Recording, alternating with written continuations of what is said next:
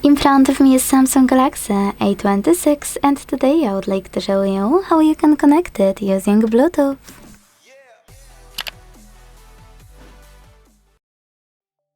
First of all, launch Settings and click on Connections right away.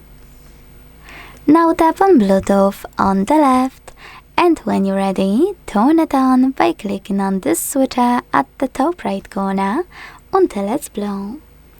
Now wait for available devices to show, and when they do, click on the one you wanna connect to. Wait for the pop-up.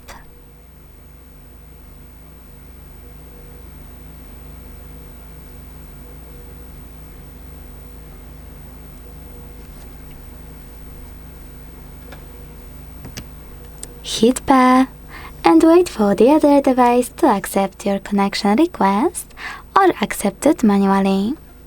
As you can see, after a few seconds, my devices were successfully connected.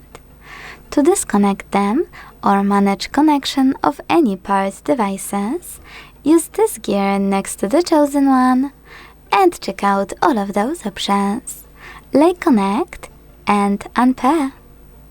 Thanks so much for watching. If you enjoyed this video, leave a like, comment and subscribe. Bye!